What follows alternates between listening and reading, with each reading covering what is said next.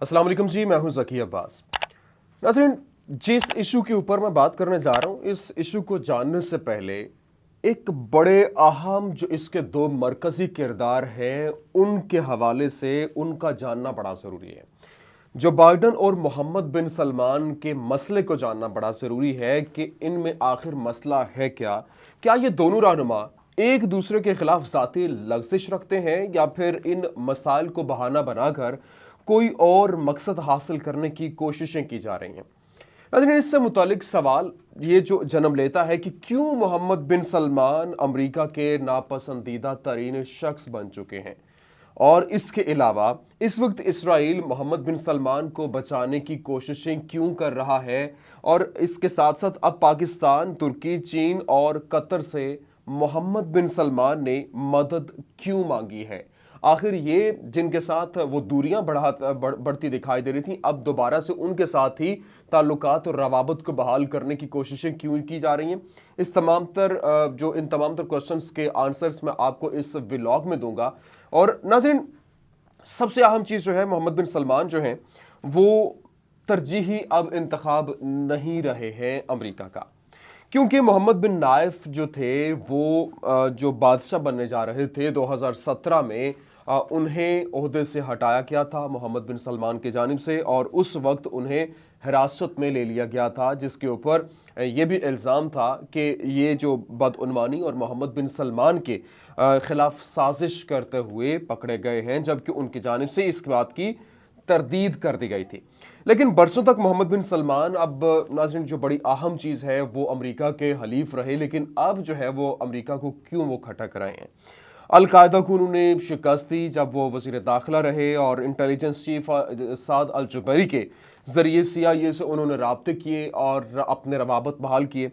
अब जो साद अल-जुबैरी हैं वो कनाडा में खुद साख्ता जो जला वतनी काट रहे हैं, और उनकी जानिब से ये भी इल्ज़ाम आयद किया गया था कि ये तमाम तर जो मामलात हैं उसमें उनकी जान को ख़तरा है। उनको कत्ल करने के लिए मोहम्मद बिन सलमान की जानिब से स्क्वाड भेजा गया था, जिसकी बिना पर उन्होंने कनाडा में जला वतनी काटने को तरजीह दी।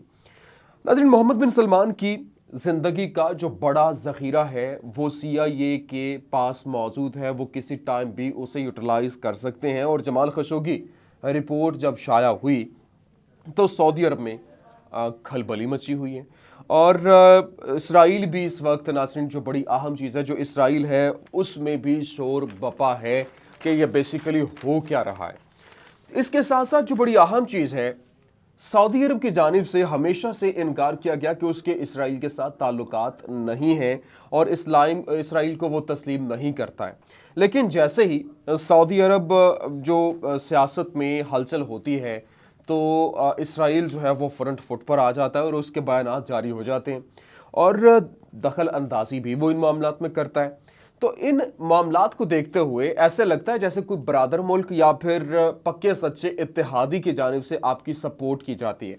ये तमाम तर माहौल क्रिएट किया जाता है। लेकिन जो बाइडन हुकूमत आने के बाद जो नेतन्याहू हैं वो भी कोई ज़्यादा खुश नहीं है।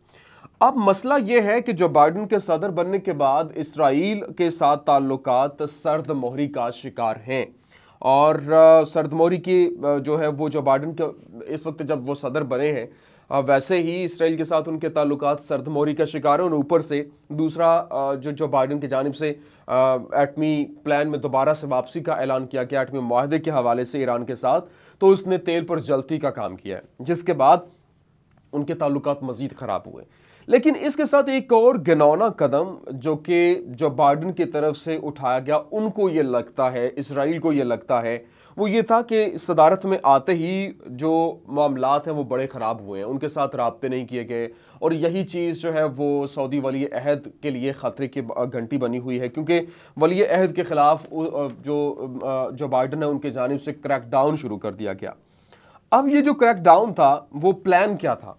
बेसिकली उन्होंने सबसे पहले तो यमन जंग को टारगेट किया, उन्होंने वहाँ से अपनी इमदाद खींच ली, उन्होंने अपने जो बैक उनको दी हुई थी, सपोर्ट दी हुई थी, उसको पीछे खींच लिया। उसके बाद जमाल खशोगी रिपोर्ट जो है उसको पब्लिक कर दिया। इसके साथ साथ ज़बरदस्ती सऊदी इक़्तिदार पर काबिज़ होने का इल्ज़ाम भी शामिल है, जिसके बाद ये एक ऐसा क्रैकडाउन था जो वली अहद के लिए ख़तरे पे ख़तरा बना हुआ था और सर पर खतरा मंडला रहा था। अब सऊदी अरब की जानिब से जितने भी ये जो आगे से बातें की जाएं कि जी हम इसराइल को नहीं मानते, तो ये बयानात जारी किए जाएं इसराइल से हमारा कोई ताल्लुक नहीं है, लेकिन सब जो है वो खुलकर सामने आ चुका है। और नेतन्याहू की इस वक्त जो न्यूयॉर्म सिटी में मुलाकात हुई थी, मुलाकात के हवाले से वली अहद के साथ जो उनकी मुलाकात हुई, 300 अरब डॉलर की जो सरमायाकारी थी वो हुई। ये कैसे हो सकता है कि इनकी आपस में ताल्लुकात ना हो और ये ताल्लुकात ना होने के बावजूद इतनी बड़ी सरमायाकारी हो जाए? Is that possible? बिल्कुल ऐसा नहीं है। ये मुमकिन ही नहीं कि आपके ताल्लुकात ना हो और इसके बावजूद इतनी बड़ी सरमायाकारी हो जाए। तो नाज़रीन, हसास मामलात पर वहाँ पर बातचीत हुई और रिपोर्ट शाया होने के बाद, ये जो जमाल खशोगी रिपोर्ट है वो शाया होने के बाद, इसराइल में इतना वावला क्यों है? बड़ा अहम क्वेश्चन है कि इतना शोर क्यों बपा है। तो नाज़रीन, इसराइल सऊदीया के जो ताल्लुकात हैं वो और बैकडोर जो राब्ते हैं उसके हवाले से ज़्यादातर बातें सामने आती हैं कि वो इसराइल जो सऊदी अरेबिया कहता है कि हमारे कोई ताल्लुकात नहीं, लेकिन ये बैकडोर राब्ते और ताल्लुकात आपके सामने आ जाएंगे जब मैं ये तमाम तर सबूत आपके सामने रखूँगा। आप खुद फैसला करेंगे कि इनके ताल्लुकात क्या हैं। तो नाज़रीन, सऊदी अरब ने जो सब यहाँ पर तमाम इस्लामी ममालिक को इसराइल को तस्लीम करने के लिए कोशिशें की, उनको एक पेज पर लाने की कोशिश की कि वो इसराइल को तस्लीम करे। पहला ये टास्क था। दूसरी बात, जो 300 अरब डॉलर की सरमायाकारी न्यूयॉर्म सिटी में जो है वो सऊदी अरब जो इसराइल की जानिब से की गई। अब जो अहम इशू है, जो मैंने कहा कि इस वक्त इसराइल में इतना वावेला क्यों है, क्योंकि अगर वली अहद को सज़ा दी जाती है तो होगा ये कि उनकी जो 300 अरब डॉलर की सरमायाकारी है वो ख़तरे में पड़ जाएगी। और ये जो जिस तरह से मुत्तहिदा अरब अमारात ने, कतर ने, इसके बाद सूडान ने जिस तरीके से ये इसराइल को तस्लीम किया और इसमें किरदार अदा किया सऊदी वली अहद मोहम्मद बिन सलमान की जानिब से, तो वो किरदार ख़त्म हो जाएगा। और सऊदीया जो कि आपको अभी तो नहीं लेकिन मुस्तकबिल करीब में वो इसराइल को तस्लीम करेगा, ये जो है वो मामलात तय हो चुके हैं।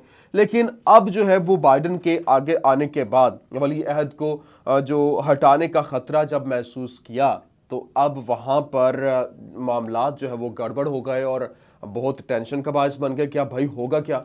अब इसी वजह से इसराइल में एक जो है वो खलबली मची हुई है कि हमारे जो ताल्लुकात हैं, हम तो मुस्लिम वर्ल्ड में अपने पंजे गाड़ रहे थे और सऊदी वली अहद के ज़रिए गाड़ रहे थे, लेकिन अब ये अगर हटा दिया जाता है तो हमारे हालात हो जाएंगे ख़राब और फिर जो 300 अरब डॉलर की सरमायाकारी हमारे ख़तरे में पड़ जाएगी।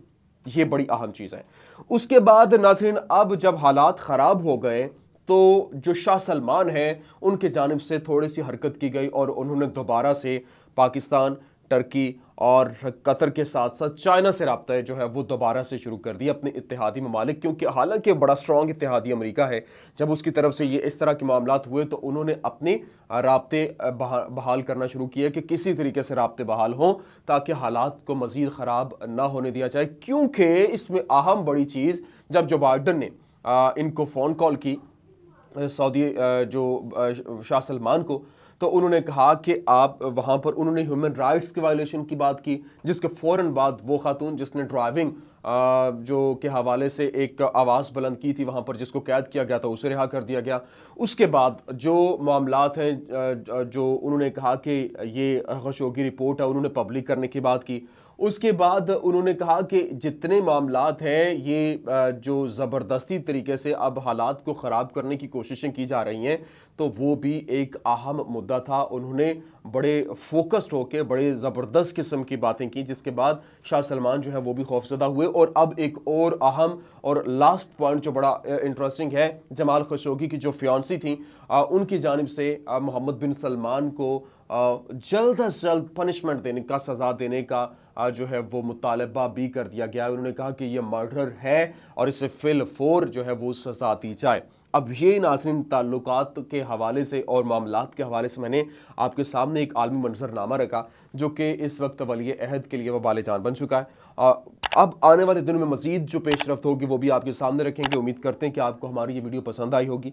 वीडियो पसंद आने की सूरत में लाइक कीजिए, शेयर कीजिए और हमारे चैनल को सब्सक्राइब करना मत भूलिएगा। इजाज़त दीजिए, अल्लाह ने के बाद।